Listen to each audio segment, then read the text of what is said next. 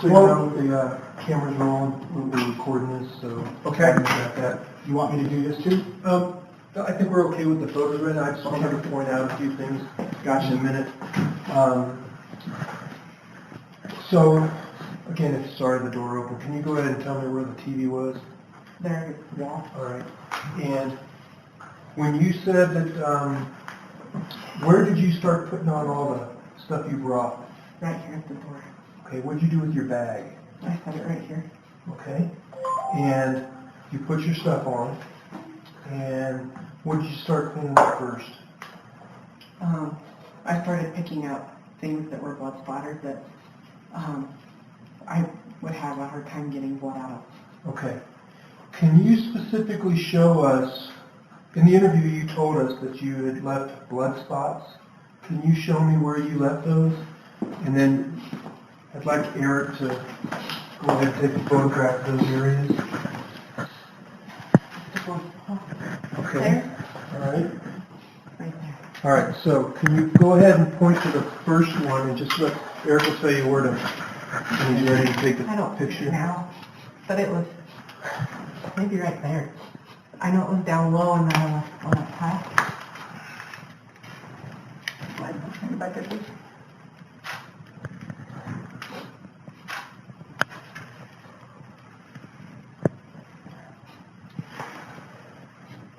I'm pretty sure those are the two spots.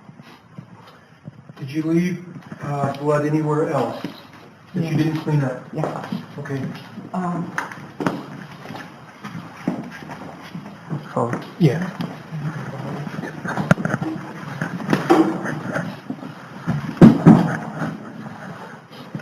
There was a baby gate. And I put it back here, but I don't see it. Okay. Okay, so they took the baby gate. Okay. Is this where you put it? I put it back here, yes. All right. Did you touch or manipulate anything in here while you were in here? Yeah, I put laundry detergent in the washing machine and towels in there. I had been instructed to try to wash things, Okay. and I didn't do that. You said a towel? There might have been a couple of towels that I put inside the washing machine, but they were just towels from dirty laundry. They didn't have anything on them that I was aware of. Do you remember what color they were? Red? Okay. And do you remember where you got the detergent from? I believe it was sitting with the washing machine. You do. Okay. And just looking in there now. Do you want to? Oh, maybe it wasn't, because Okay. maybe, I don't know. I don't remember where it All was right. from, Okay. but it came from here. All right. So moving into the bathroom here, can you tell me what you saw in here and what you cleaned up? I didn't see anything. I was specifically told to clean the bathroom. Okay. So, but I didn't see anything. There might have been blood. There was a lot of blood. So Where? they're on the floor, all over the floor. And there may have been bloody footprints in here, but I don't specifically remember. Okay. I wiped the sink down. I wiped the toilet, the top of the toilet. I turned on the shower just in case there was stuff in the bottom. I didn't see anything in the bottom of the shower. All right. So if I understand you correctly, you saw blood on the floor or no? In the bathroom, or do you remember? I don't remember. All right. Okay. So coming out, can you show me or tell me where you got additional trash bags from? Right there. Okay, that's the empty. Okay. Anything else in here that you grabbed?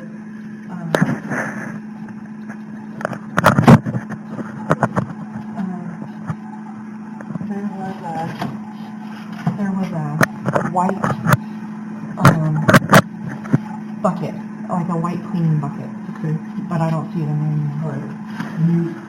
Do you recognize any of this stuff? This, And what are you pointing to? see the chest, the back of it was facing this way.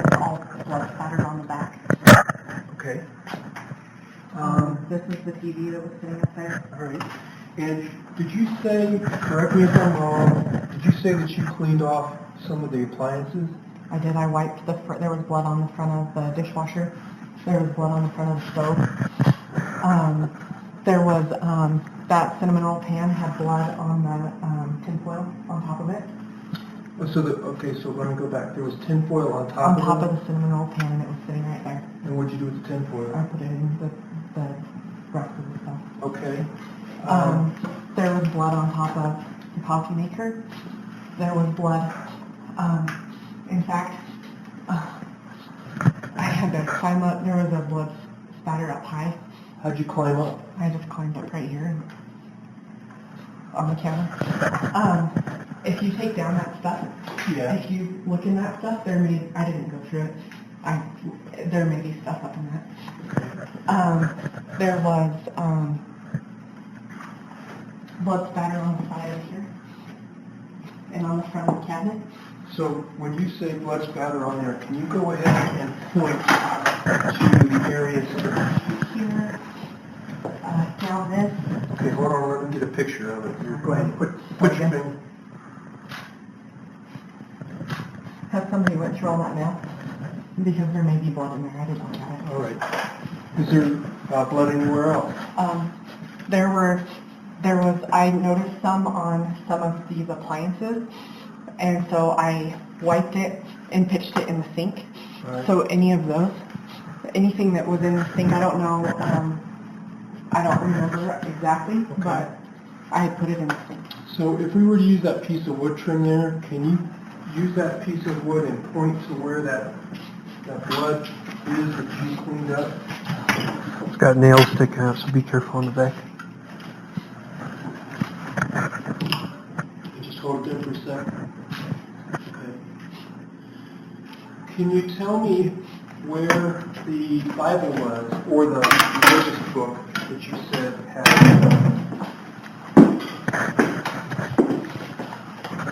Okay.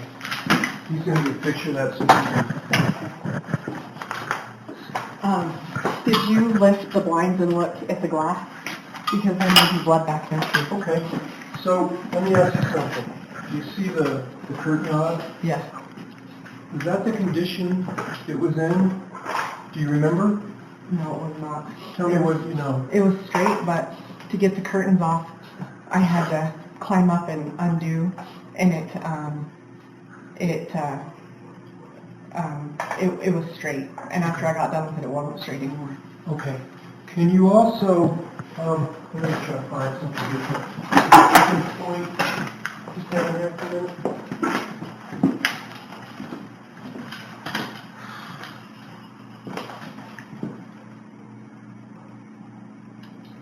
And if I understand you correctly, you did not use any of Kelsey's supplies other than some of the cleaning stuff, the racks, or the towels and what? Okay. So with this broom, can you point to the area where you saw and cleaned blood up on the wall? And just hold it there so we get a picture of that. Okay, anywhere else? It was, the spray was from here all the way. I had to clean up underneath here, and it was all down here. And I know that I didn't get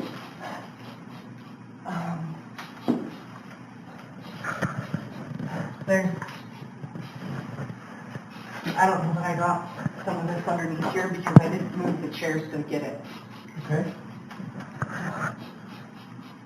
Right, so then upstairs, can you take us upstairs and show us where the blood that you saw there?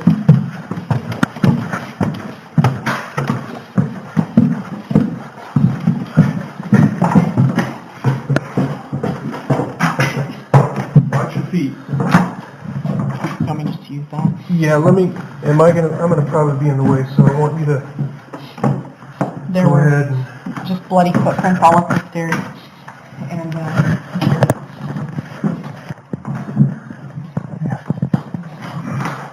Can you squeeze in front of me? Got it. Anywhere else in here? Not that I saw. No. Did you go on the other side of the bed? No, I did not. Okay. All right.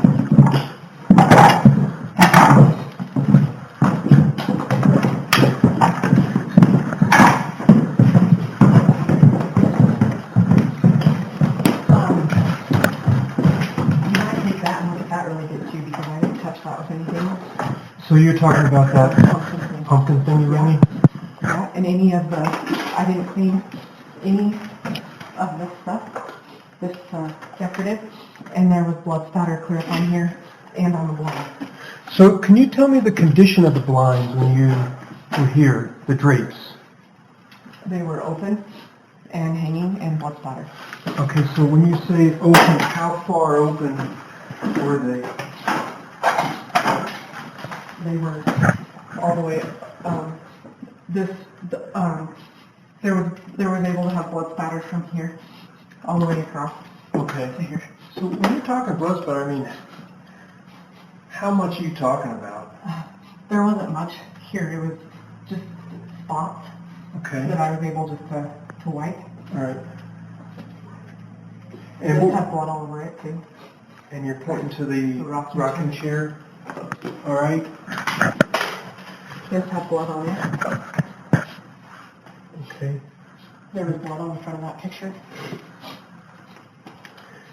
Do you remember the fireplace and where about on the fireplace if, because I think you said in the interview there was some blood. On the rough out, but Watch your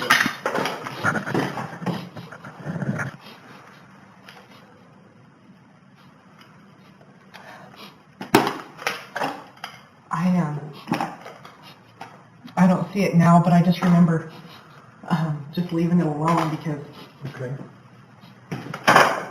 of the rough out blood. What vents did you clean? That was. That vent right there. And can you point, if you remember, where the tooth was? Use the broom.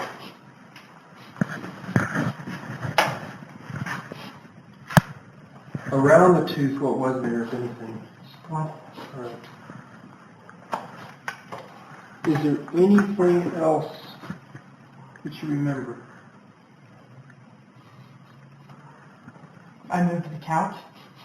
I wiped the couch off. There was blood behind the couch down the wall. There was a stand, some sort of stand right there by the couch, and the lamp and that basket were on it. I worked from that side all the way around, did the upstairs, and then I did the bathroom and the kitchen and mopped the floors, and then out. All right.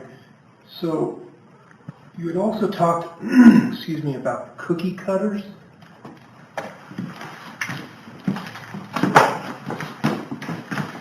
They were in that cabinet, he said. They were in the cabinet? They were in the cabinet. He specifically told me to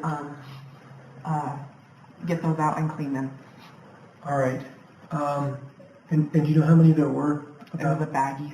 It was a bag. Did you And- see anything on the baggie? I didn't. Okay. All right. So if I understand correctly, you kind of were in this area first in the living room, and then from the living room you went upstairs, and then you came back downstairs, went into the bathroom, and then came in and cleaned the floor, and then left. Okay. All right. And did you point out to where the baby gate was when you saw it? When you came in? It was right here, leaning against the wall. All right. And there was blood. There's blood on the wall here. There's blood on the wall here. And there was blood right here. Okay. Was there any blood on the TV, do you remember? Yeah, there was blood on the TV. Okay. There was blood on the chairs. There's blood on this chair. There's blood on the table. There's blood on the Hobby Lobby bag that was sitting there. Okay. All right. Good to go. Anything else that you remember or want to talk about in this area, here in our place? Not that I remember right now, but if I do remember something, Okay. you might flip that couch up because I didn't do anything with the bottom of the couch. So if there's any kind of anything underneath there may be. Okay, all right. For processing There was here blood on that, on the paper shredder, okay, and that vase, but I cleaned the vase. Nationwide search for that mother who vanished without a trace on Thanksgiving. Someone knows where she's at. Kelsey Barrett's mysterious disappearance captivated the country. Patrick, why don't you talk to us? As questions swirled about her fiancé, Patrick Frazie's involvement. He is now in handcuffs right up there.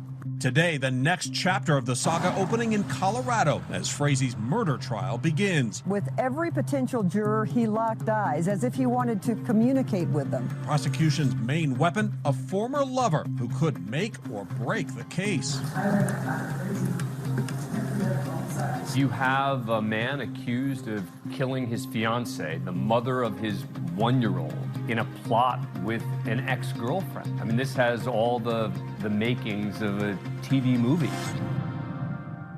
Kelsey Barrett met Patrick Frazie online in 2016. She moved to Colorado to be with him. Kelsey is fun-loving. She's kind of got a bright personality. She is kind, caring. She worked as a flight instructor and wanted a family. In 2017, giving birth to their baby girl. She's grounded and responsible. She has a one-year-old child.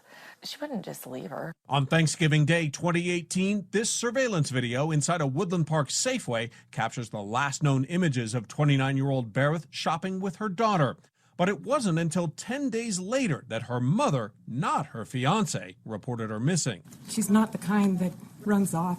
This is completely out of character. Once the investigation started, questions immediately cropped up. Frazie and Barrett didn't live together, and according to police, Frazie told officers he hadn't seen his fiancée since Thanksgiving either, when he met her to pick up their daughter Kaylee, but he never reported her missing. If you look at past cases where the husband killed the wife, and you watch their behavior, many of them sort of disengage. They're not obviously emotionally invested in finding the person because they know they're dead. Family and police searched Barrett's home. Inside, her makeup, clothes, and suitcases all left untouched. A neighbor tells us that Kelsey had only lived in this condominium since about June, that she was quiet and kept to herself. When police came here to search, they found both of her cars in the driveway and signs that she'd left unexpectedly, including cold cinnamon rolls left on the stove.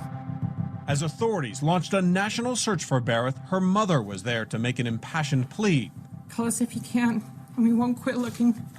But her fiancé was a no-show. Chief, I understand that Patrick was invited today. Why is he not here? That is a question you'd have to ask him. Is he being cooperative? Yes, at this time, yes. I tried to speak with Frazie first at home. Patrick. And again when he and his daughter left a meeting at the office of a Colorado Springs criminal defense attorney. Patrick, why don't you talk to us? Can you tell us what happened? Everybody in their right mind knows that. If you lose someone you love, you're out there looking. You're lying on the front steps of the police station begging for justice. What did he do? Clam up and speak through his lawyer. Then, nearly 3 weeks after Kelsey's disappearance, Frazie's property is searched. Dozens of investigators rolling up to his front gate with dogs, digging equipment, and an FBI evidence team scouring the 35-acre property for 2 days. You don't take a backhoe to somebody's ranch and start digging if you don't suspect you're going to find something.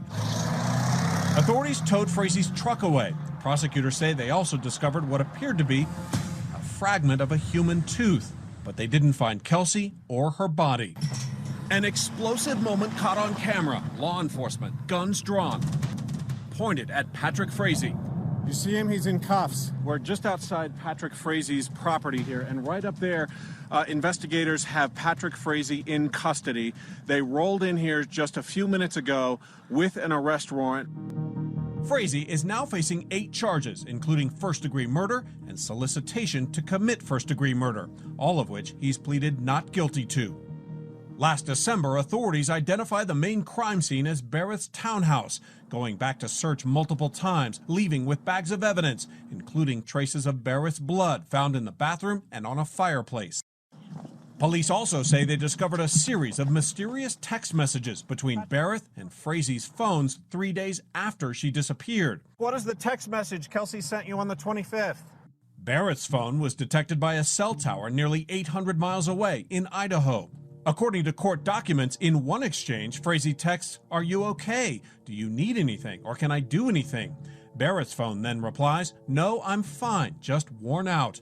Another exchange from Barrett's phone to Frazee reads, "Do you even love me?" Frazee responds, "Yes, I do." But authorities say Frazee staged those exchanges, sending them after Barrett was killed. Sources tell ABC News a woman in Idaho is now being investigated. That cell phone ping giving police a new lead. Authorities are looking at a 32-year-old nurse from Twin Falls, Idaho. That mystery nurse is this woman, Crystal Lee. She and Frazee rekindled a romance in the spring before Kelsey vanished.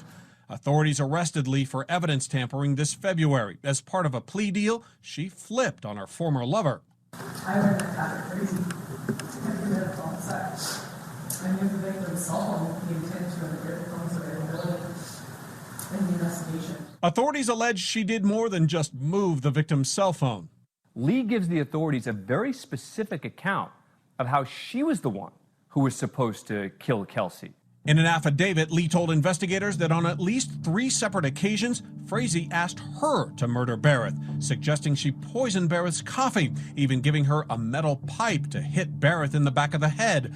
Lee said she never went through with it, but she claimed that Frazee had described to her in detail how he killed Barrett. Patrick kills Kelsey in a horrific manner with a bat in the back of the head as Kelsey is sniffing candles with a blindfold over her eyes. Then, following Barrett's murder, Lee told investigators that Frazee called her and told her she had a mess to clean up. She admitted to helping Frazee clean up Barrett's home and burning damaging evidence at his property. In the affidavit, Lee claims Frazee told her Barrett's body was stored in a black plastic tote. She said Frazee burned the body and the bat used to kill Barrett, pouring at least 5 gallons of gasoline to keep the fire going.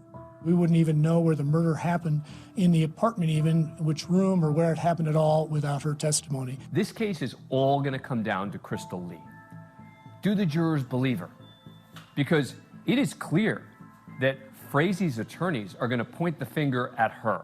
The big surprise in the courtroom came from the defense. Their theory, which has never been laid out before, is that Crystal Lee is to blame for Kelsey Barrett's death. Lee denies killing Barrett.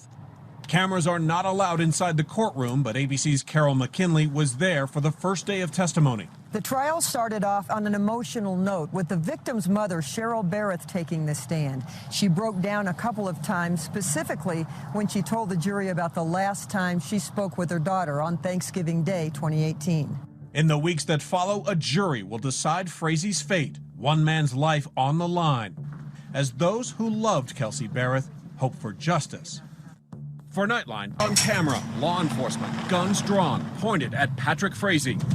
The drama playing out 1 month after Frazee's fiancée and the mother of his baby girl vanished. You see him? He's in cuffs. We're just outside Patrick Frazee's property here, and right up there, investigators have Patrick Frazee in custody.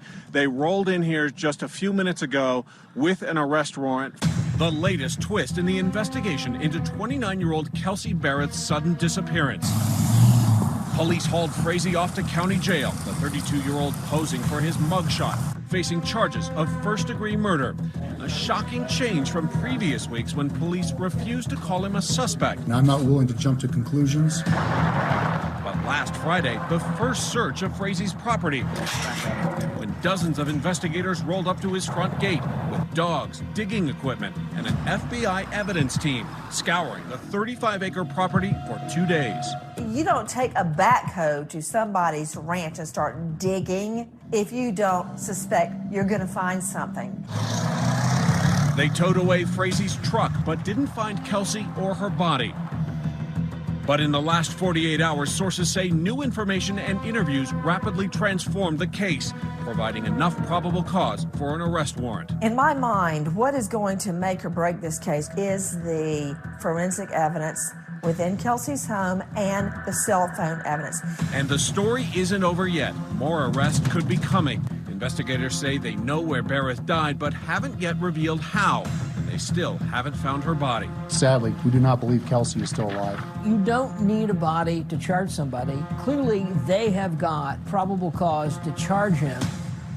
Kelsey Bereth first moved to Colorado to follow her dreams. Kelsey is fun-loving. She's kind of got a bright personality. She is kind, caring. She wanted to be a pilot. Eventually, she met Frazee and gave birth to a baby girl. She's grounded and responsible. She has a 1-year-old child.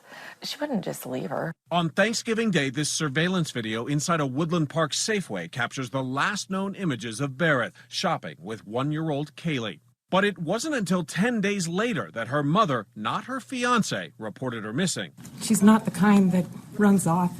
This is completely out of character. Once the investigation started, questions immediately cropped up. Frazee and Bereth didn't live together, and according to police, Frazee told officers he hadn't seen his fiancée since Thanksgiving either, when he met her to pick up their daughter Kaylee, but he never reported her missing. If you look at past cases where the husband killed the wife, and you watch their behavior, many of them sort of disengage. They're not obviously emotionally invested in finding the person because they know they're dead. Police also say they discovered a series of mysterious text messages sent from Bereth's phone 3 days after Thanksgiving. Officers were able to contact her place of employment at Doss Aviation down in Pueblo, Colorado, and were advised that they had received a text from Kelsey's phone on the 25th of November stating that she would not be into work the following week. That same day, authorities say Frazee claimed he also received a text message from Bereth, police not revealing what it said. What is the text message Kelsey sent you on the 25th?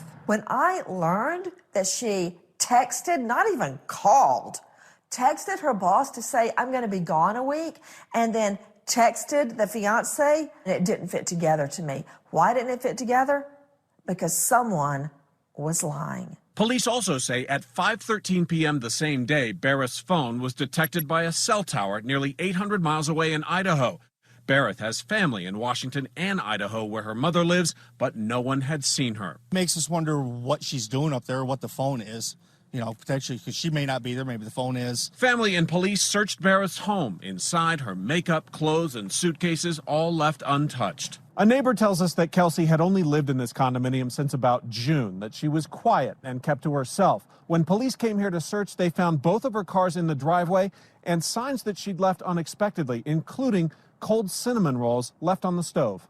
As authorities launched a national search for Bereth, her own mother was there to make an impassioned plea.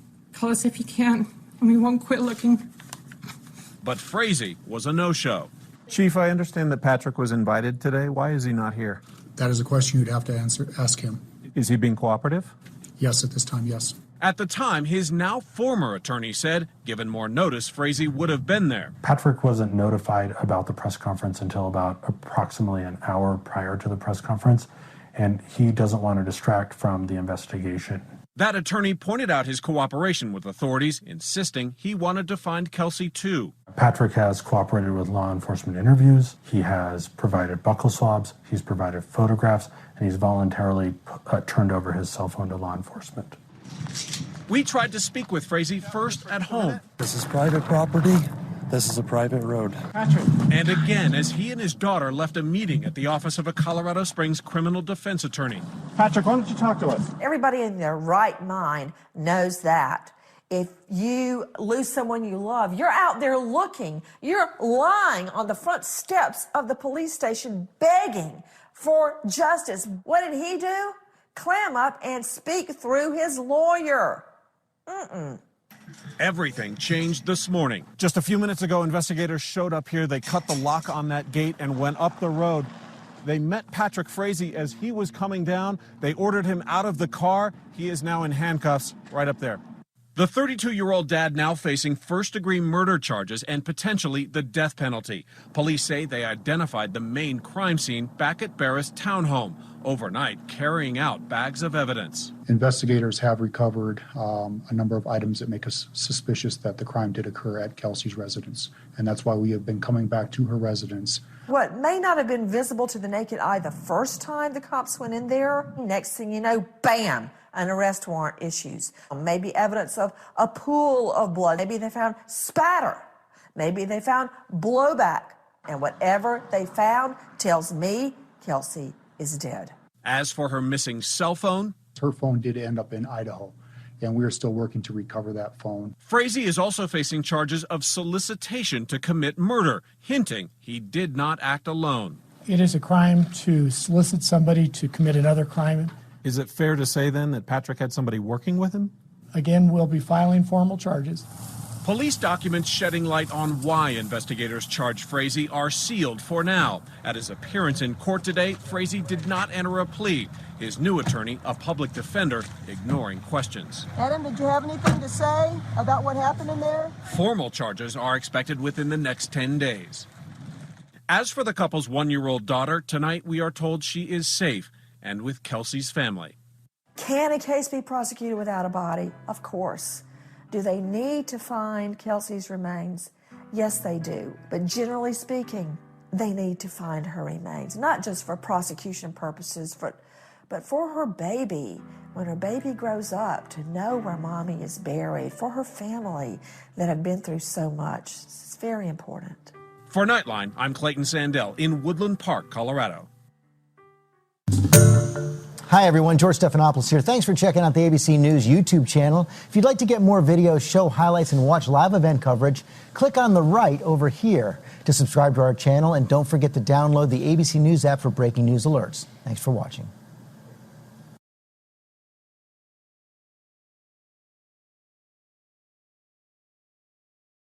Teller County Courthouse today in handcuffs after being sentenced to 3 years in prison for tampering with evidence. Crystal, why did you do this?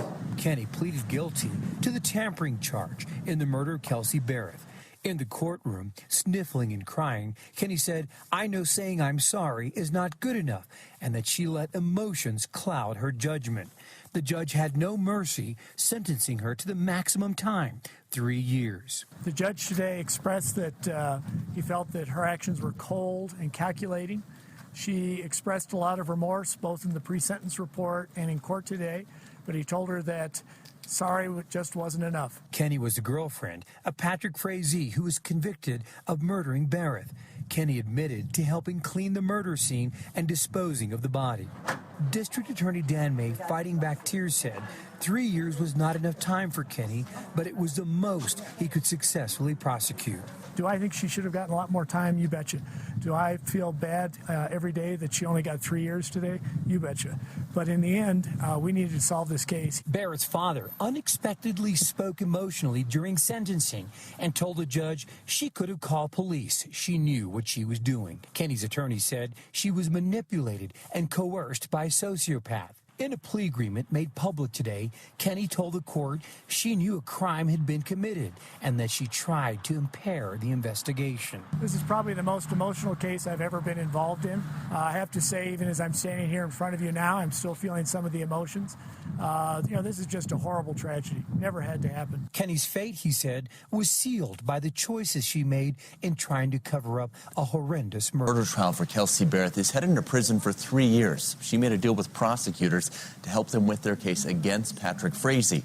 He's now serving a life sentence for the killing of the mother of his child, but Barrett's body has never been found. Sean Chitnis is in Cripple Creek for Lee's sentencing and has reaction from prosecutors. The judge today in court called Crystal Lee cold and calculating. He said her actions deserved the maximum sentence for tampering with evidence. This is probably the most emotional case I've ever been involved in. District Attorney Dan May choked up in court talking about the times Crystal Lee met Kelsey Barrett, explaining that she knew what Patrick Frazee wanted to do to the mother of his child, and that she helped to come up with the plan to cover it up, specifically moving Kelsey's phone outside of Colorado. Do I think she should have gotten a lot more time? You betcha.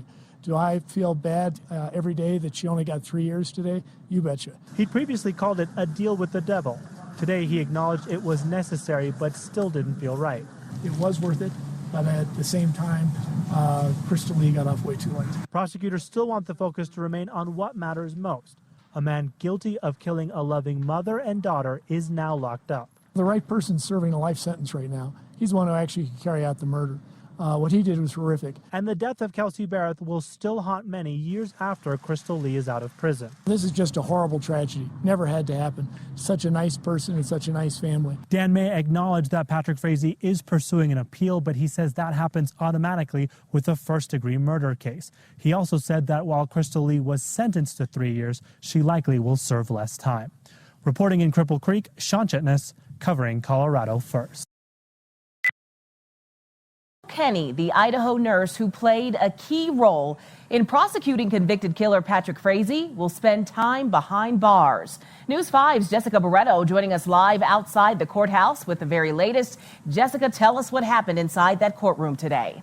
Hey there, Renee. Well, it's been a very long day this morning. We definitely did hear from a multitude of witnesses who were basically defending Crystal Lee Kenny's character. Ultimately, though, the judge handed down the maximum sentence of 3 years in prison and 1 year of mandatory probation. Now, a good portion of the morning was spent listening to those witnesses basically as character references, saying that she was an upstanding citizen, she loved animals, she always tried to help those in her community.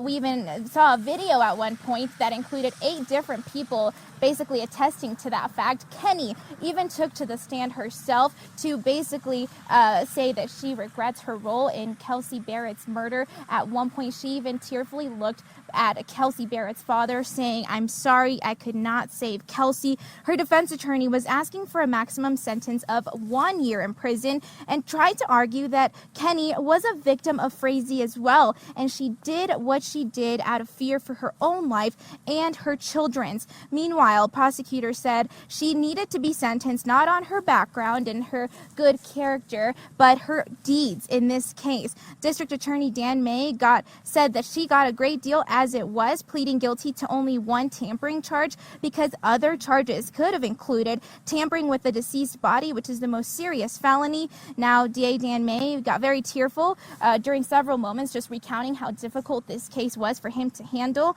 And ultimately, the judge sided with prosecutors, saying despite hearing from all those witnesses, the most he's ever heard from in any case he's tried, he said that basically her actions were conscious. They were not impulsive. He said that her efforts to cover up this murder spanned hours, hundreds of miles. He said when Frazee asked Kenny to come and clean up a mess, she arrived with bleach, clothing, a hazmat suit. She spent 4 hours cleaning up a bloody scene, even stopped at a local fast food place after that fact to grab some food, and basically misled her coworkers, Kelsey's parents, when she used her cell phone and got rid of it as well. Now, we do want to note that the judge ended by saying that Kenny had no regard for human life, and saying sorry is not enough. Now, we will have full coverage tonight on KOAA as well, so stay tuned for that. Always watching out for you, Southern Colorado. Jessica Barretto, News 5.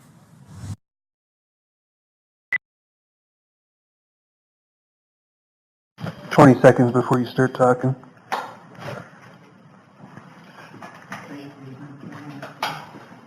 Yeah.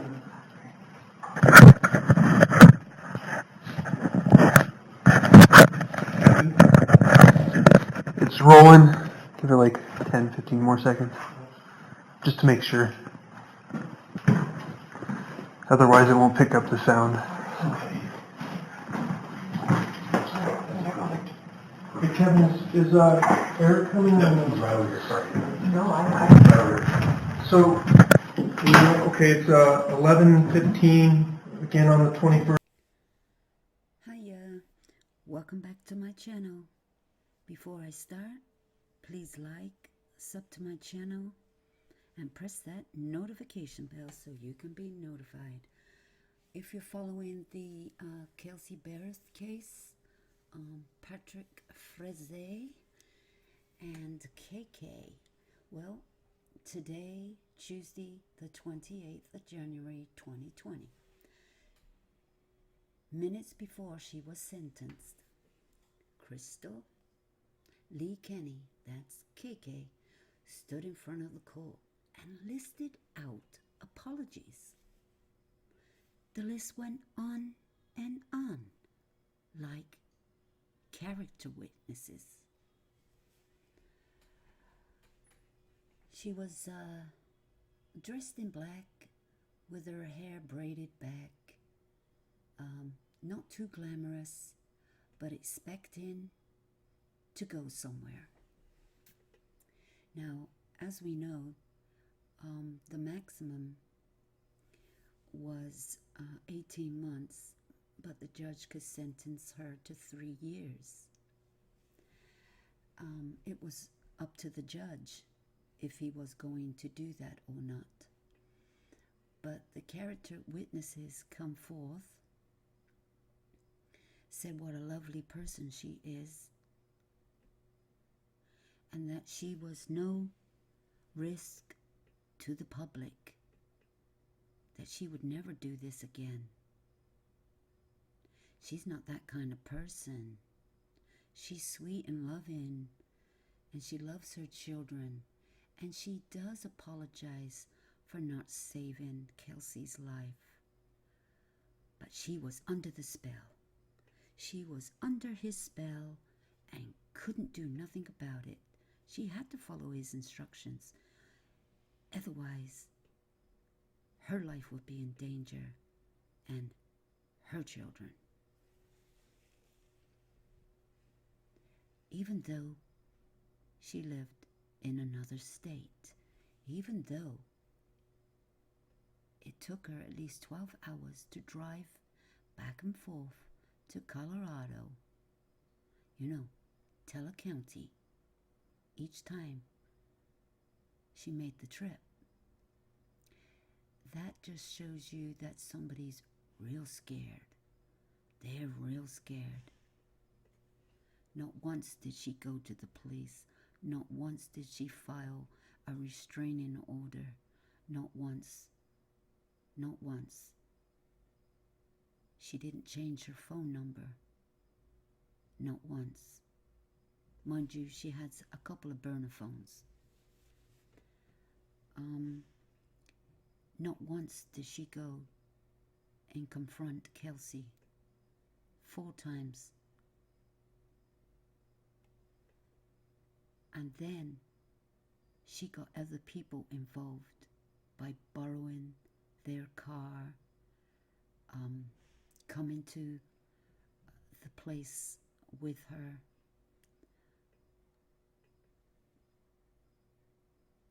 And then hanging around the neighborhood. What a nerve. And even after she cleaned up, she went out and got herself a bite to eat. And in the video, she didn't look too scared to me. And then she goes to Fraze's place of choice, which was his mother's home, to watch, allegedly, the body of Kelsey be burnt and tossed on a fire. Yet this place was isolated.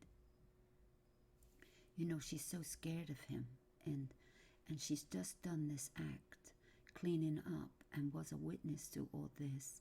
Yet she goes to an isolated place with him and stands around a campfire. Yeah, she was real scared. She was real scared.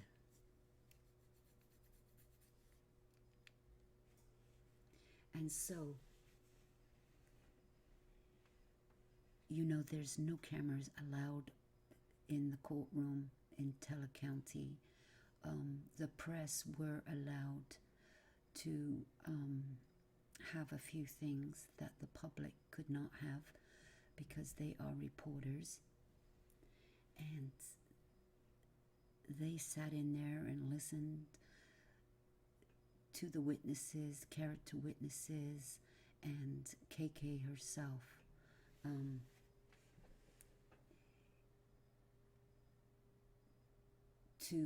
KK was saying sorry to the family, looked straight in their face, and said, "I wished I could have saved Kelsey." Really? Well, actions speak louder than words. And your actions spoke loud and clear. It was her or it was you. But that didn't have to be. And you could have saved her life many times. In fact, months before she disappeared. And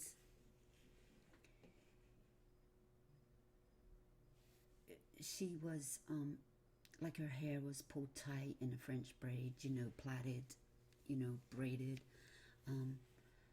She said she was sorry that she let her emotions and fear cloud her judgment. No, she's not sorry. She's not sorry. She had months and months and months. Like I said, she even lived in another state. She also says that she was sorry that Kelsey Bearer's friends and family will live the rest of their lives without her. Without her. Yeah. That she was sorry Kaylee, the daughter of Kelsey, will grow up without her biological mother. Her biological mother. Yeah, she used that term. Well, let's hope your kids don't grow up with their biological mother. Let's hope that don't happen. Let's hope your husband, ex-husband, I don't know what you call him, it seems like he's standing by you. Maybe he's clouded. Maybe the fog has come into him too, which you're going to serve at least a good year and hope he clears his head and the fog lifts and puts a restraining on you, an order on you, because you're not safe around your children. You are definitely not safe around your children. We never know who you're going to meet next. And the same thing might happen. You let them cloud your judgment. Nobody is going to be able to trust you, KK. I'm sorry that I did not save Kelsey. Through the tears that she cried, through the tears, the fake tears, the no remorse, fake emotions, fake everything. Just before around 11 a.m., Judge Scott Sells made his decision on her sentence. Simply saying, "I'm sorry," is not enough, he said. KK is 33. Scott Sells sentenced her to 3 years in prison, followed by 1 year mandatory parole, probation. That was the maximum sentence he could give KK because they made a deal with the devil. And the judge could not do no more. But the judge was not happy, and he wishes he could have sentenced her to a lot more. But they made that decision all together when she made that plea deal. And I hope this never ever happens again, because she wasn't just a little bit involved, like taking the phone, just coming down to clean up the crime scene, alleged crime scene at the time. There was a number of stuff, the phone calls, the visits, everything, going to where Kelsey was allegedly burnt to ashes. She wasn't a little bit involved. So I just hope to God this never happens again, and they're never allowed to make such a plea deal. Because I, and like a lot of other people following this case, she deserves no more than life in prison.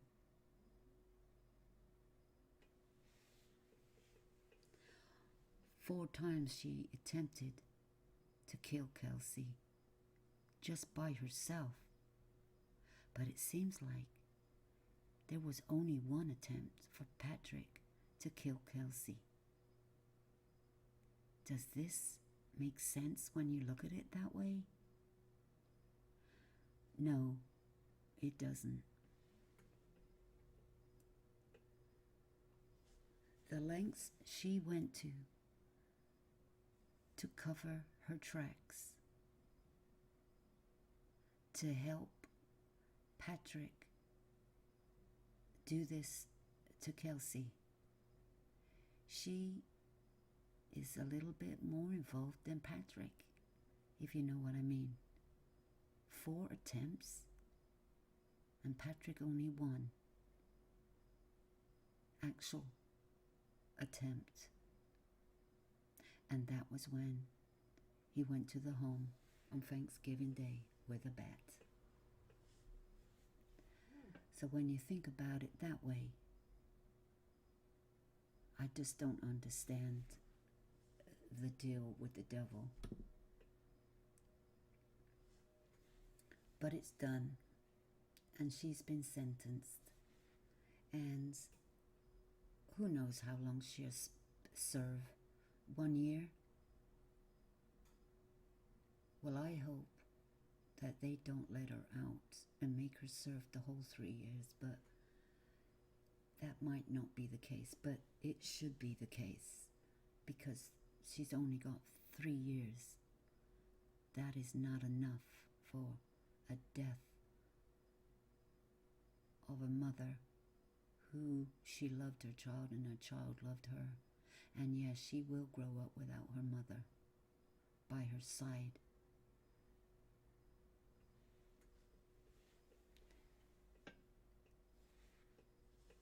And a news conference that followed, Dan May described how emotional he was about the case and the judge's decision. This is probably the most emotional case I have ever been involved in. Today certainly was no different, he said. I have to say, as I am standing here in front of you now, I'm still feeling some emotions. This is just a horrible tragedy. It never had to happen. Such a nice person, Kelsey, and such a nice family. It's one of the toughest cases I've ever dealt with. Yeah, because he made the deal with the devil. KK had an intimate relationship with Patrick Frazee, the man who was found guilty in November 2019 of murdering Kelsey Bereth, who was his fiancée at some point, but we don't really know if he was the fiancé at that time. On Thanksgiving Day 2018, as part of a plea deal, the prosecutors, she pleaded guilty to tampering with physical evidence and agreed to testify at Frazier's murder trial. Kenny will have to pay felony court costs, restitution, and any other surcharges should the court order her to do so as part of her plea agreement, which was unsealed Tuesday, the 28th of January 2020. After the sentencing hearing, a term of the agreement, the district attorney's office would have been able to withdraw the agreement if she failed to comply with all of its terms, which included her agreement to testify truthfully and at any trial or proceedings concerning the death of Kelsey Berreth. Also included in the plea deal she signed was the following stipulation: I agree that my plea will be final. Only the judge will have the power to reject this agreement later. Once I plead guilty in court, I will not be allowed to change my mind. Family friends say Frazier used fear to control KK. A couple of minutes before court started Tuesday morning, KK walked in with her attorney, and they took their seats in front of the courtroom. As soon as KK sat down, she started to boo, ooh, ooh, tear up. Court began exactly at 9 a.m. Colorado time. To start character statements, her lawyer played a video that featured several of KK's family members and friends from Idaho describing what she was like as a child. Yeah, how sweet. Her love of horses and the rodeo. Yeah, how sad was that? Her nurturing, caring person. Really? You'd never know it. You would never know it. Her aunt said she took care of anybody who needed help. Yes, it sure looked like it, didn't it? I call that BS. You should be ashamed of yourself. She has this caring soul. Crystal has this. Right? She does? Where? How did you come up with that?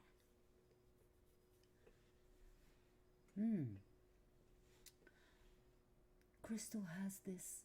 Sorry, she said, pausing as she became emotional in the video.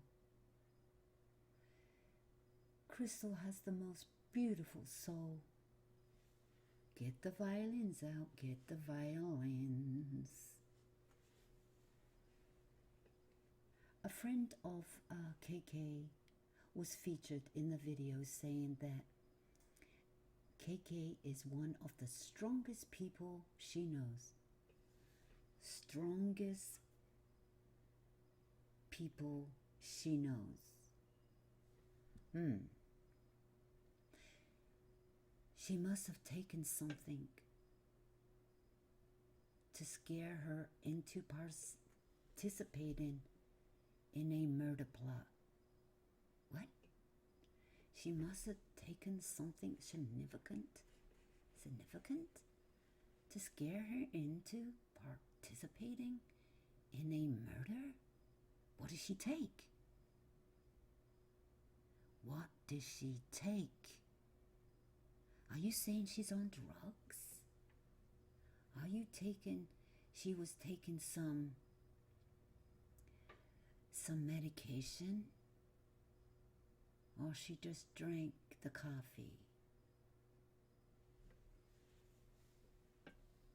Well, that was... Well, did you listen to that? She must have taken something. A love potion, maybe, or something? You know, did she get hypnotized or something? You know, something like that? KK was also in the video describing how she loved her career as a nurse. Yeah, well, that's gone now. She could never be a nurse again. Oh my God, God help them people. If she don't like you, she'll slip a Mickey in your drinks or down the tube and feed in. You know, yeah. Well, she's a felon now. And her career as a nurse and helping people. No, she pledged the oath to protect people. Well, she never did, so she's a liar. She said she knows the pain she has gone through since the crime is nothing compared to what Kelsey or her family went through. She said she sees things all the time that remind her of the young Woodland Park mother. Well, let's hope she's haunted for the rest of her life. Now, these words are easier for her to say because she's trying to look good and the judge to have pity on her and feel sorry that she got tangled up with such a idiot. But he's the judge and he's heard it all. My punishment comes every day, she said in the video.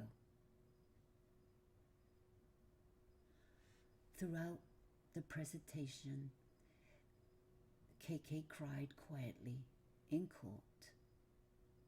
After the video, 3 women came up to speak on KK's behalf. Suzanne Wilson of Hanson, Idaho, said she's known KK for many years and frequently asks for help teaching kids how to ride horses and rodeo. Wilson said KK told her that Frazee was also interested in horses, but had a temper and was unpredictable. Wilson tried to tell her friend told her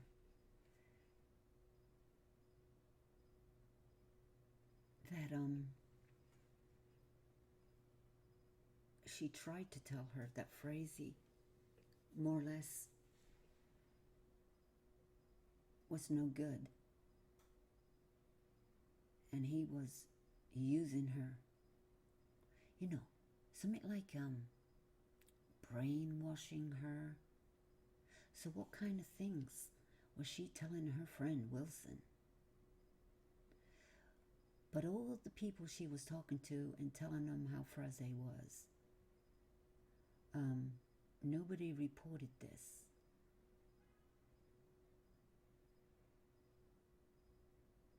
KK didn't have to speak to him anymore. She didn't have to have nothing to do with him anymore. She was a married woman with children. She lived in Idaho. I'd like to see one bit of proof that Patrick ever came to Idaho to ever see her. Did he ever make one trip to come and see her? I doubt it. I doubt it that he ever made an effort to go see her. You got to be joking. It doesn't look like he left his town once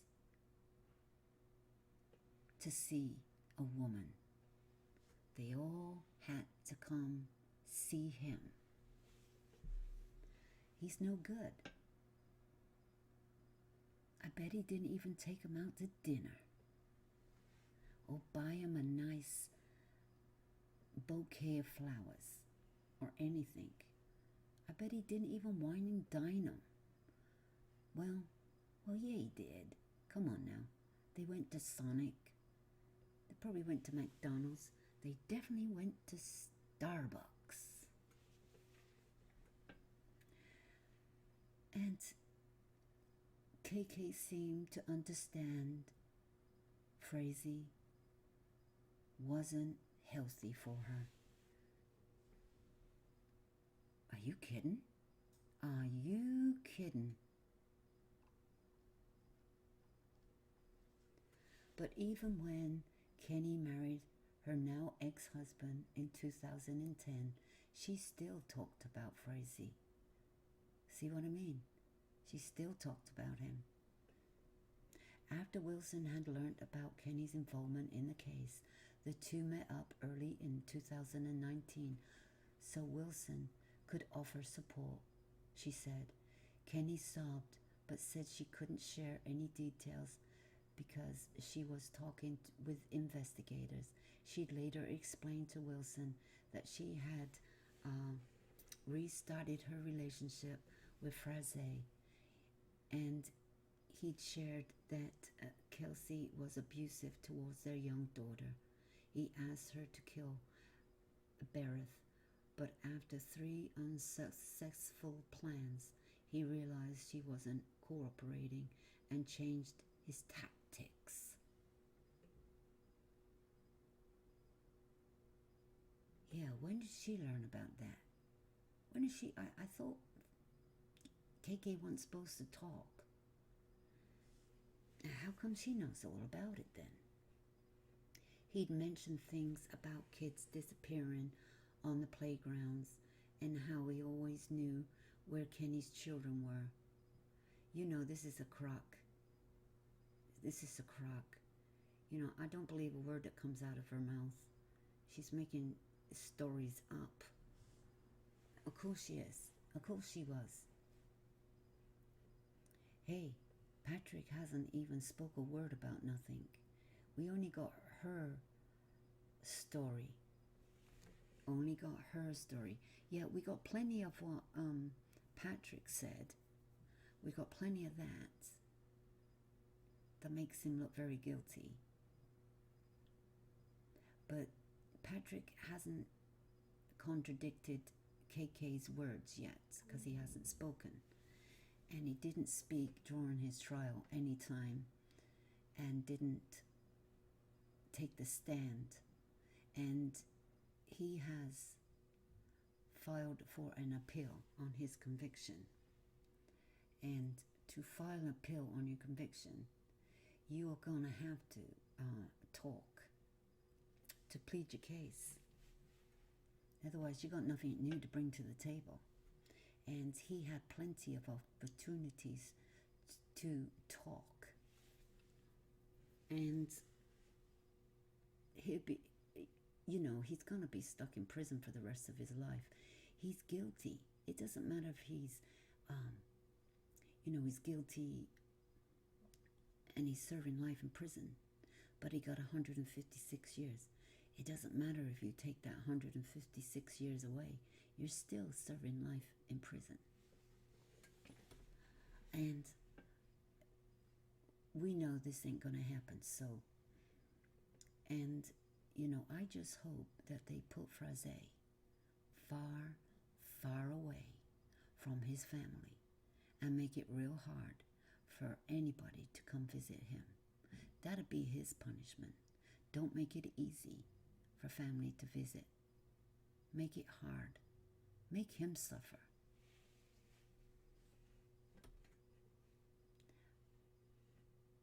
And her friend Wilson said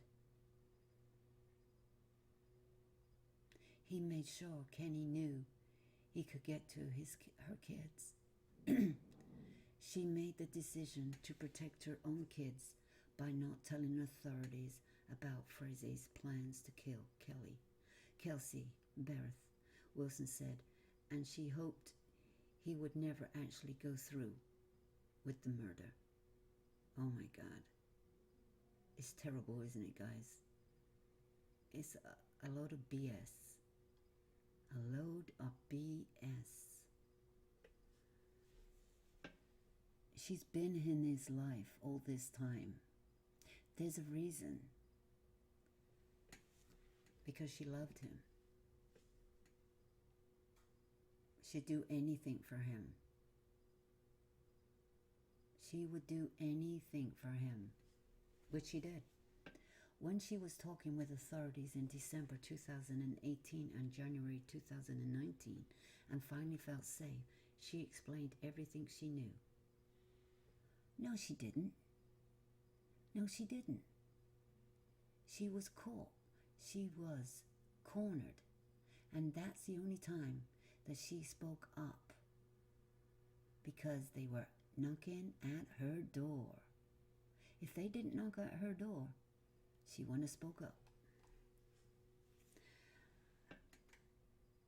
Crystal is the reason Patrick Frazee is in jail, she said. Crystal is the only reason we know the monster that Patrick Frazee really is. A friend of a counselor of Kenny's walked up in front of the court next and said she has been working with Kenny in a clinical therapy setting with Kenny as part of her patient. She said Kenny shows signs of anxiety, PTSD. Here we go again. No, she don't. She got Tourette syndrome or something. Is something wrong with her? No, that's got nothing to do with it. That's got nothing. She's a liar. Of course, anybody's gonna. Everybody says that these days. Everybody. Oh, she got depression too. And she is now fearful, hesitant, and isolated. Oh, come on now. Oh, Kenny cries over Kelsey and her family every night. Oh yeah? I'd like to see that. If we are to believe that, we need video. We need proof. We need the video. Frazee illustrates sociopathic behavior and had groomed Kenny with intimidation while using her children's safety against her, she said. She described it as a kind of domestic violence.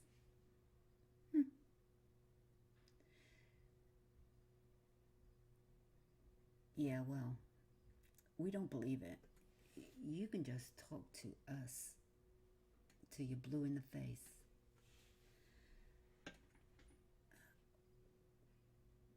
It's BS. The counselor said Kenny hopes to one day use horses in a therapeutic way to help other women and children affected by domestic violence. Oh God, please don't leave your children with her. Don't. And men out there, don't go near her, okay? Just a friendly warning. She added that she worries over Kenny's mental health and wellness to survive should she get the maximum sentence. Aww. Next on the stand was Sheena Bingham, who was also featured in the earlier video, was also in court and described Kenny was an amazing parent, dedicated nurse, and leader in her work environment. Oh God. Was she? No, she wasn't. She's a fake. She's a fake nurse. Fake. And who'd want any nurse taking care of you? You wouldn't want KK taking care of you. She's probably killed a few patients, if you ask me. Just alleged. Just my opinion. She said Kenny has paid the price for her actions over and over again. Oh no, she has not. She hasn't paid. She hasn't done 1 day yet. 1 day in jail or prison. But she's going to today. Her actions over and over again. Where do they get these people from? Oh my God. She feels like she was a fool. But I think she is just a survivor. Oh, here comes again. The survivor. The survivor. I am a survivor. Kelsey's family, the only thing Kenny didn't do is swing the bat. On behalf of DOS Aviation, where Kelsey worked at the time of her murder, Chris Polhamus, a co-worker, said he wanted to address the court. He explained in November 2018, Kelsey's supervisor approached him twice to explain that she would be out of the office. Shortly after that, he saw that she was missing on the news, but he'd heard about authorities following the trail of a cellular phone pings in the near Idaho. So it appeared to him that she was still alive, he said. At the time, as time went by, employees started replaying conversations with her in their heads, he said. Guilt settled in, and they wondered if they should have seen something was wrong. Some co-workers took time off work to search for Kelsey in Woodland Park and nearby trails. Others searched for her in the air as they went on flights. If she was out there somewhere and could see or hear them, she could know that they were searching for her, he said. It could give her some hope. Meanwhile, her absence at work was glaring and haunting, he said. Then on December the 22nd, 2018, which was the same day as DOS Aviation's holiday party, Frazee was arrested, and the Woodland Park Police Department held a press conference. He said the staff watched it online in Kelsey's office space. The hope they had carried for weeks was gone when the police chief said he no longer believed Kelsey Barrett was alive. Our sister was dead. It was crushing, he said. He told the judge Sells that he wants justice for Kelsey, who is the real victim in this case. Another man who did not introduce himself came to the stand and briefly stated that KK's actions don't show remorse, noting how she never reached out to the police. He said he didn't want or plan to speak in the courtroom today, but felt he had to.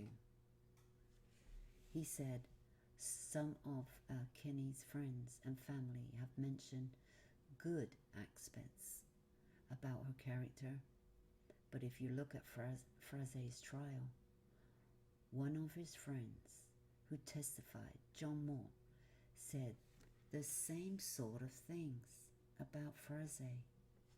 Oh, that's good. And look what he did, the man said. Good on him. I'm glad he brought that attention. Yeah, we know that. Cheryl and Daryl Bereth were not in attendance in court today, Tuesday, the 28th, 2020, but had written a letter to be read out in court. As in the trial, they acknowledged that Frese's conviction would have been much more difficult without Kenny's testimony, but said that does not excuse her actions. As a nurse, she knew that if she reported Frese to the police and asked for protection, she would have gotten it for not only herself but her family, the letter read. Instead, she chose to attempt to kill Kelsey Bereth 3 times, clean up the murder scene, destroy evidence, and more. She shouldn't have received the plea deal, as she was an active participant in the murder, the family wrote. The only thing she didn't do is swing the bat, the letter said.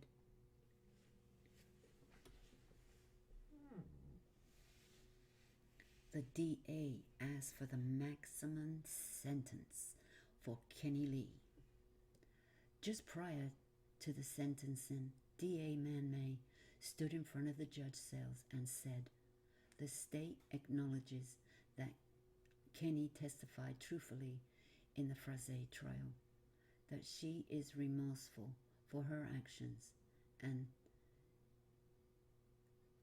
that her friends and family all had positive things to say about her, but they weren't in court to sentence her based on the way she grew up or her background," May said. He became emotional as he described the 3 times Kenny visited Colorado at Frese's direction to kill his fiancée. He noticed that most people in the courtroom on Tuesday had never met Kelsey, but Kenny looked her in the eyes in early October 2018 when she believed the coffee, which was not poisoned as Frese had planned, to Kelsey Bereth's home. She answered the door with her baby in her arms. She saw Kelsey holding that child, knowing somebody wants to make that child motherless. "I cannot imagine that," May said, crying. Kenny already had received a really good deal, like a deal with the devil, through the plea agreement, he said. She could have been charged with tampering with a deceased body, a Class 3 felony, carrying a sentence of 16 to 32 years.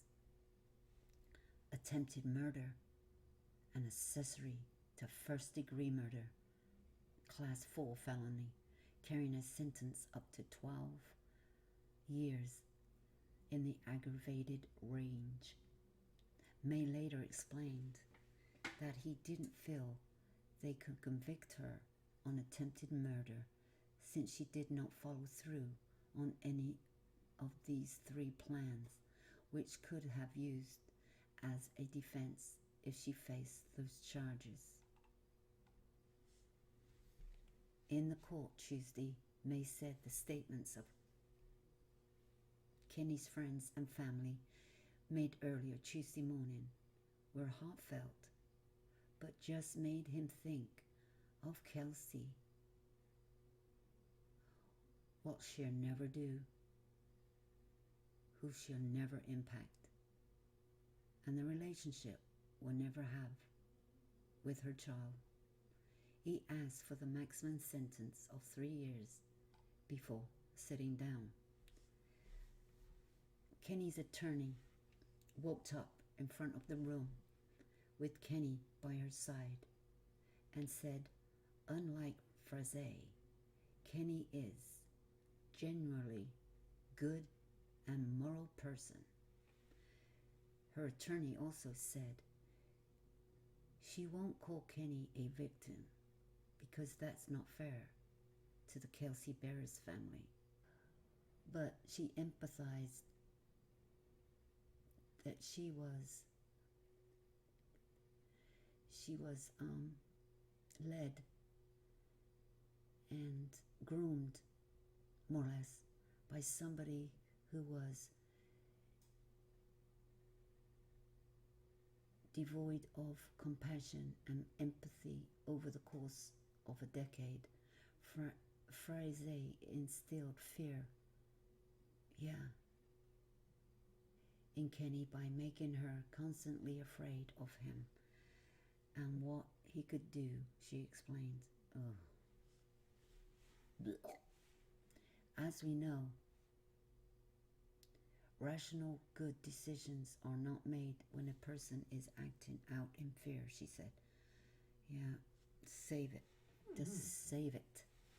It's important for the court to consider that, and in the position she was in at the time of the crime, she said, Kenny had just seen a gruesome scene inside Kelsey's home, and it had become clear that Frazee's threats towards her and her children, particularly with the comment about little blonde girls going missing from the playgrounds all the time when Kenny's youngest daughter is blonde.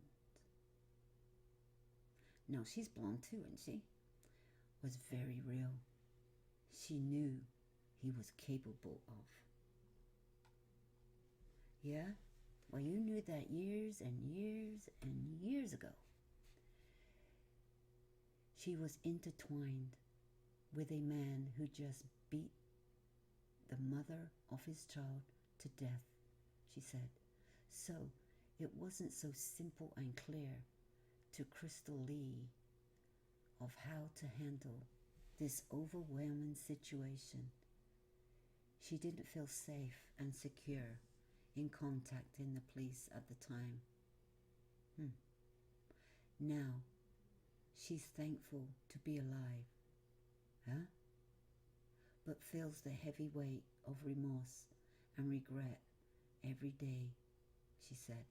Well, I like to be a fly on that prison wall. If anybody's going to prison and they happen to be with KK, please let us know how her days are going and how depressed and remorseful she is. Please come and join any of our YouTubes and let us know when you get out, because we'd love to know. Because of Kenny, Frazee cannot hurt anybody else, her lawyer said.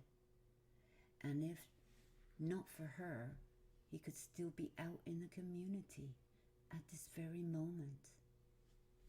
She asked for a 1-year sentence because no matter how long Kenny is in prison, it won't be as hard as what she's already been through and what she endure for the rest of her life.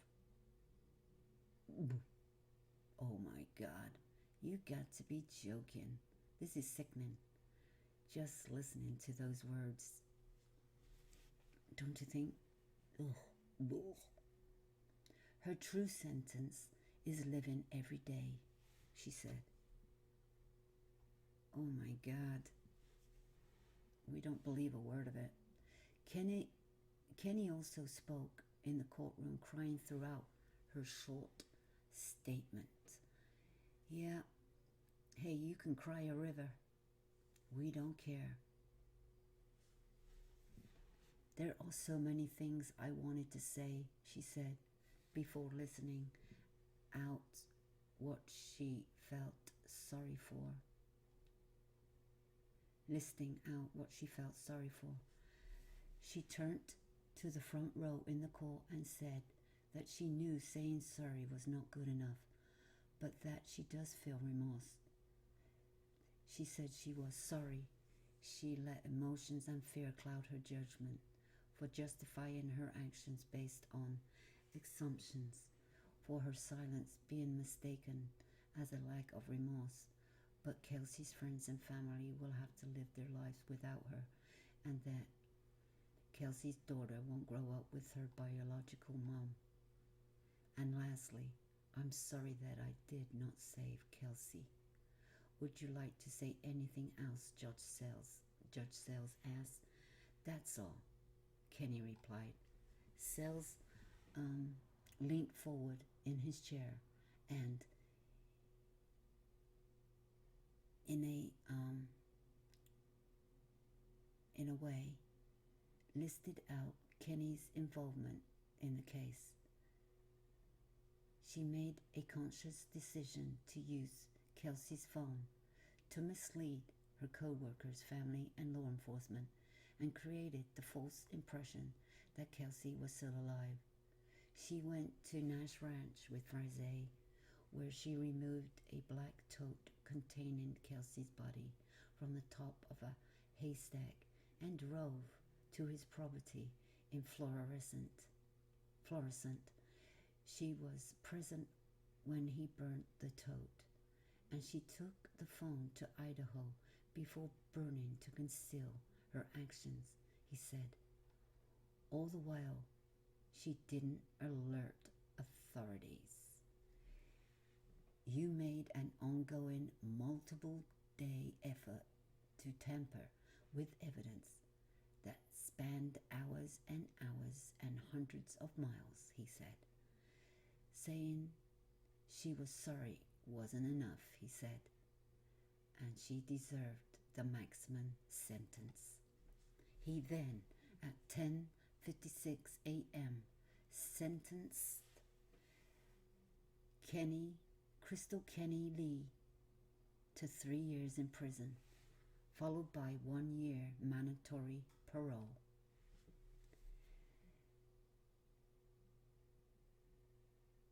Kenny's face was red from crying previously,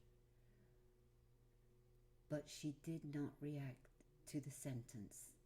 Yeah, because she was told not to.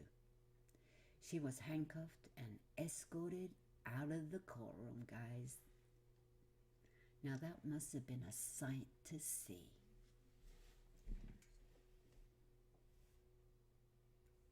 Now the district attorney reflects on the entire case.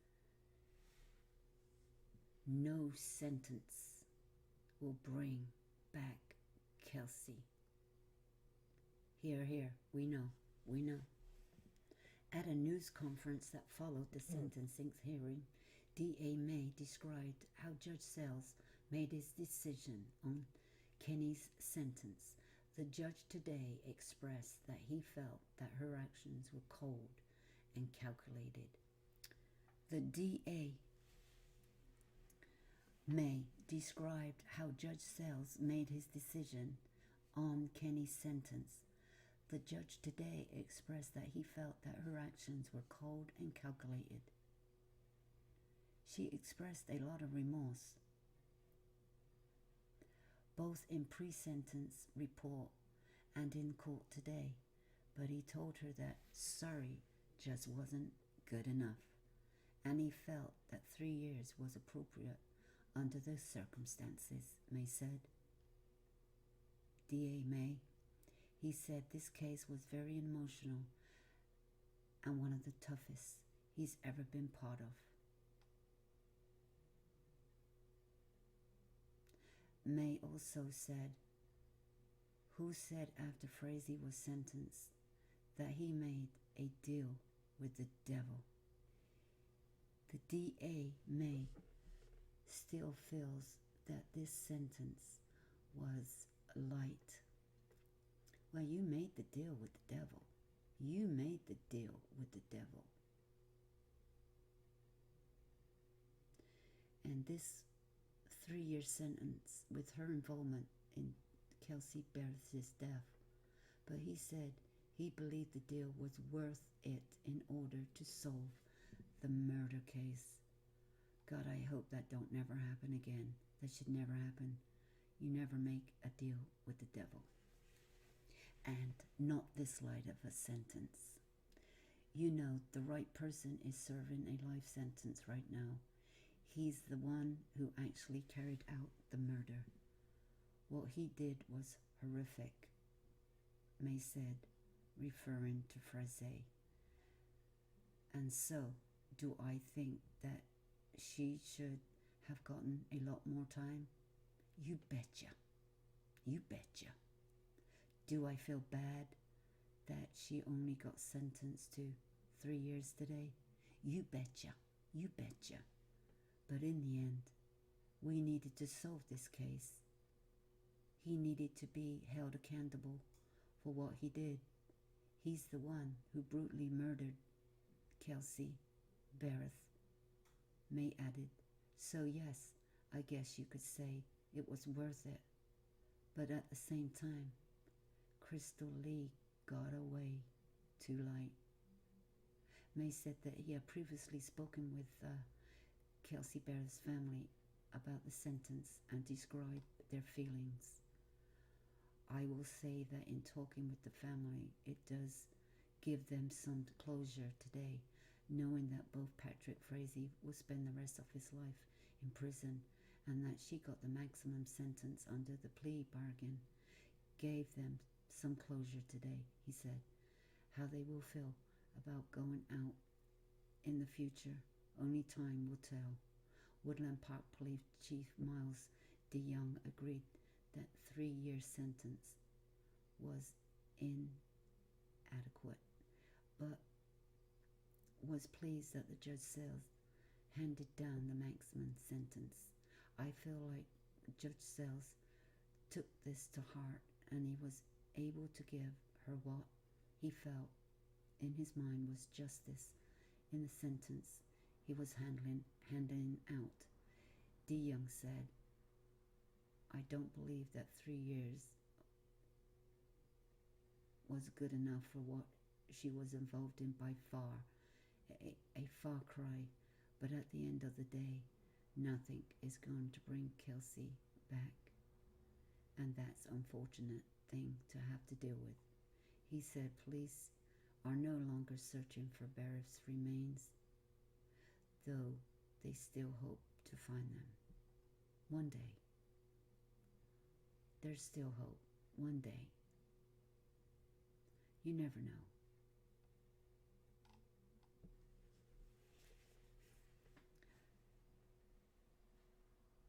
May,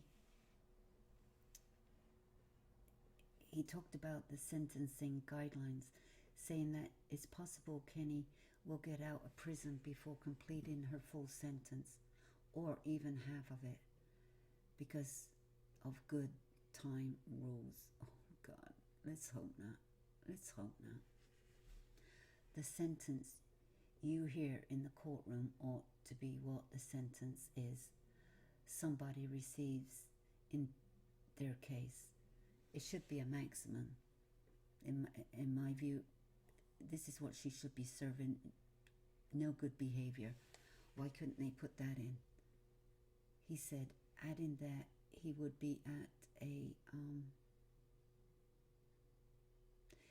fighting for what he called truth in sentencing. Yeah, let's hope. Let's hope when it's time for her to come up with good behavior, early release, that somebody goes in there and stops it. The case has taken a toll on him and all involved, he said at the end of the news conference, visibly holding back the tears. I've gotten enough emotions as I think I can take today. It was tough on those jurors too. I know that. It was highly charged, emotional case for anybody in the courtroom, May said, adding that it didn't believe anyone understood that the depravity of the murder until experts testified at the Frazee's trial. He deserves every day he got and then some, May said. The details of the February 2019 plea agreement following the November 2018 murder in Woodland Park, Kenny said she obeyed Frazee's commands to take Bereth's cell phone and drive back home to Idaho. He also asked for her texts. Bereth's mother and Frazee from the cellular phone to try to confuse investigators, she said. During Freise's murder trial in November, she testified that she burnt Bereth's phone and purse at her home in Idaho, put the ashes in a box, put the box in a plastic bag, and dumped it in the trash bin on her way to work. Less than a month later, authorities caught on. See, on December the 17th, 2018, Colorado Bureau Investigation agents along with FBI visited Kenny's home in Idaho. At the time, authorities suspected she had some sort of involvement in Freise's then alleged murder of Bereth, and which is Kelsey Bereth. They suspected that Kenny may have disposed of Bereth's cell phone sometime in the days after Thanksgiving, when Kelsey went missing from her Woodland home. Kenny told authorities she wanted to speak with her attorney before talking with investigators, but would cooperate with them.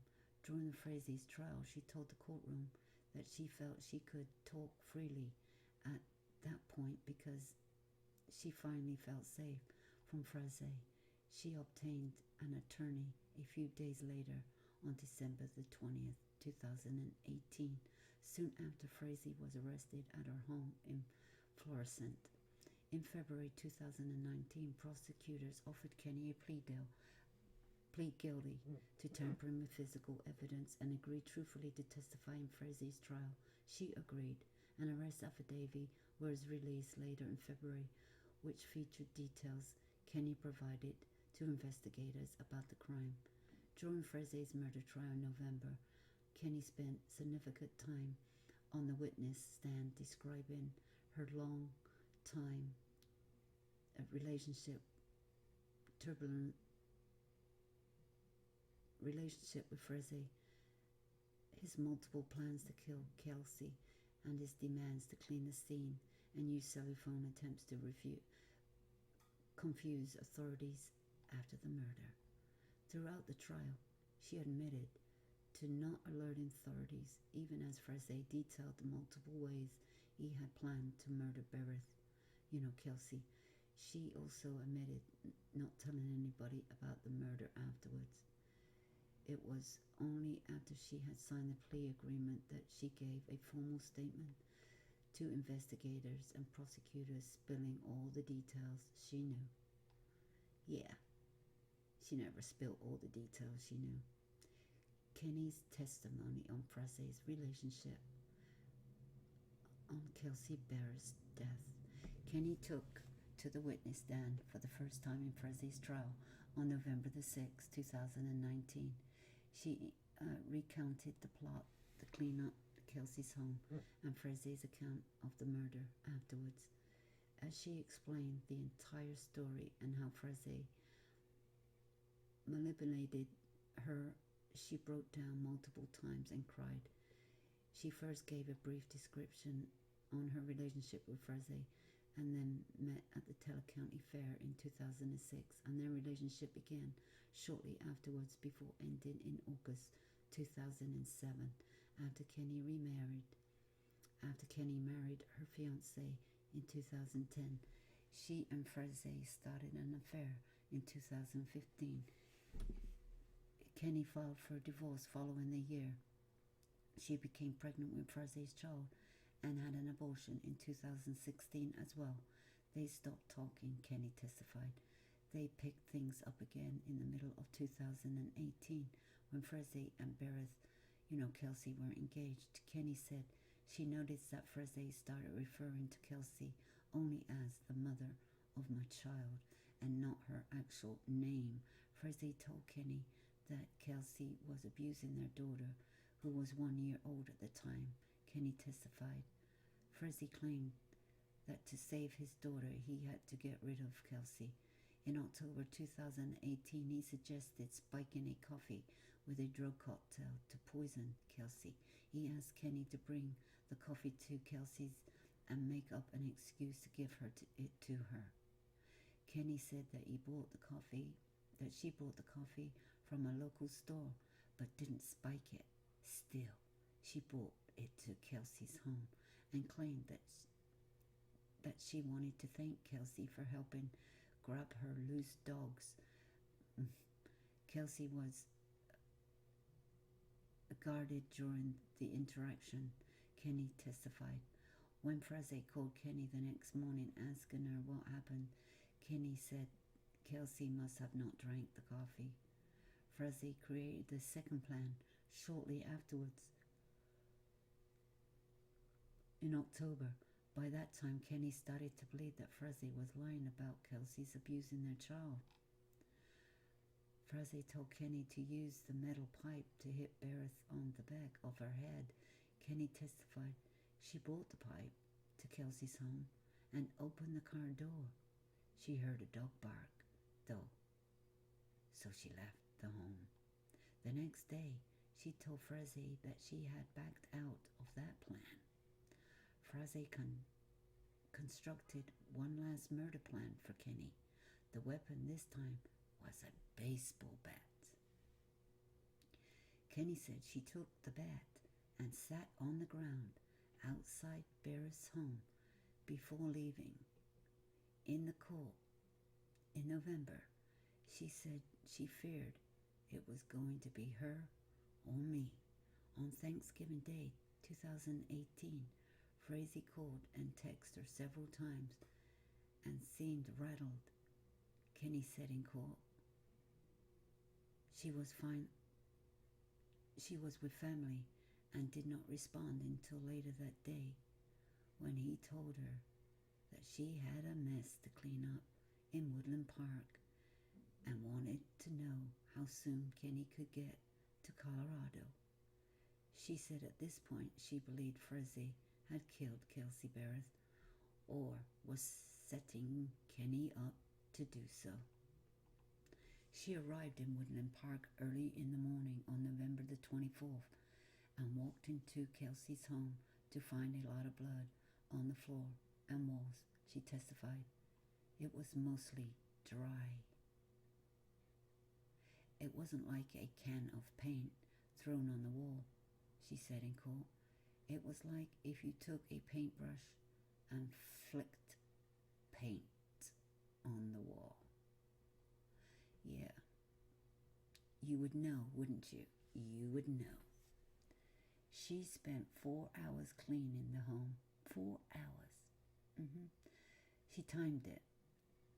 She said before grabbing food at the Sonic for Frazee and his daughter, she said he asked if she had cleaned the place well, and she said she did the best she could, to which she responded, "You better hope you did, because our lives depend on it." He then described how on Thanksgiving Day he had told Kelsey to guess the scent of a candle while blindfolded before he struck her with the bat, killing her in the living room. Their daughter was in the back room at the time.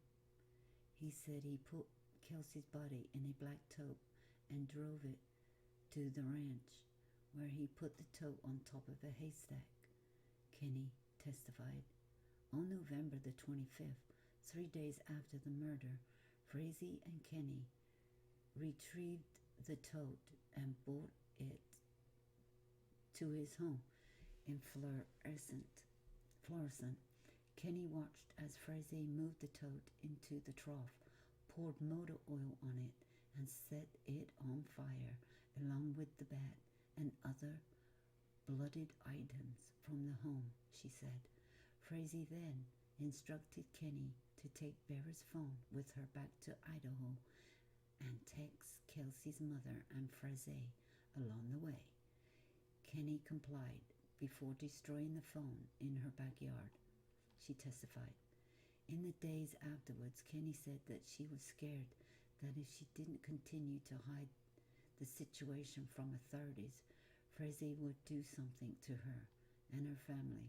She finally brought her story to light after investigators reached out, wanting to talk about the case with her in mid-December 2018. During the Frazee trial, the defense questioned why Kenny never alerted authorities or anybody else to Frazee's murder plot despite having multiple opportunities to do so. The defense was also pointed out that Kenny had testified that she wanted to come forward because Kelsey's family deserved to know what happened to her, yet she never notified the family of what she knew between Thanksgiving and December 20th, 2018.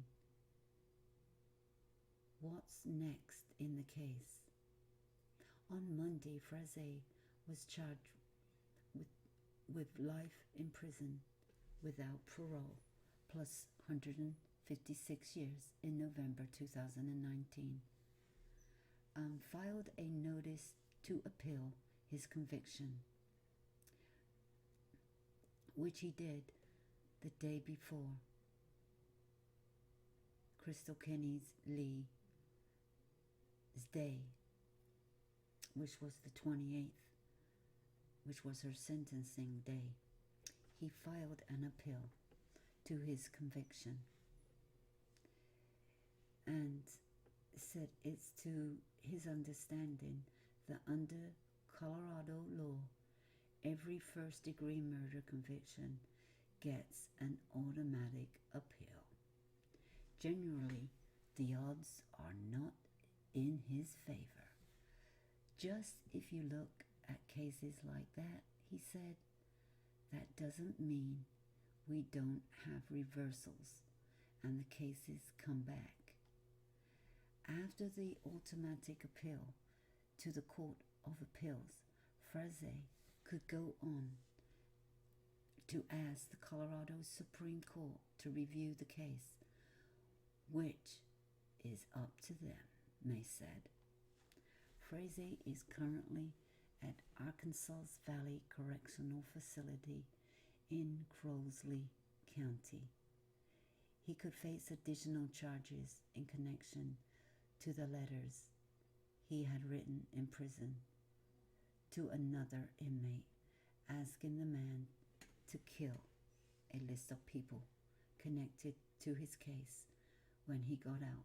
The list included Kenny D.A. May, Kenny's ex-husband, witnesses, and a CBI agent. That case was turned over to the 18th District. We got special prosecutors because I'm one of the named people in there, May said. So we felt that obviously there would be a conflict of interest. In my office reviewed whether charges should be filed. To date, Kelsey's remains have not been located. In the press conference following the sentencing, Woodland Park Police Chief D. Young said the police department was not actively searching for Barrett's remains because they have exhausted all leads. But he added that they are still looking for tips and committed to finding her remains, though police still do not believe she is alive. We have not located Kelsey's remains, he said. That's one of the things I'd like to do, to give her family some closure, to be able to bury their daughter.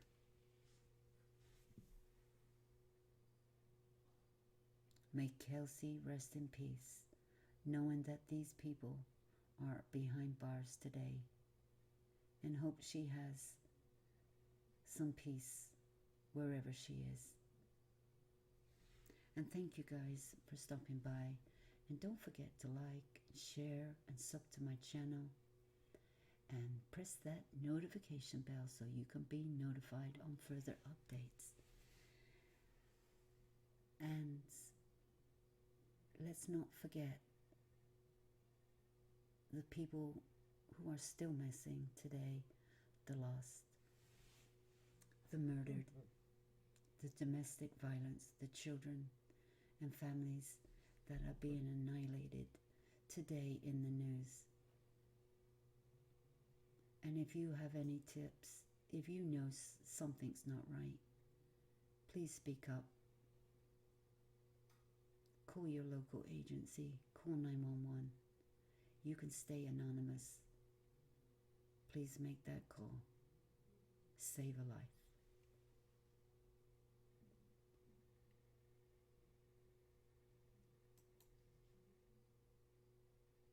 Boop, boop, boop, boop, boop.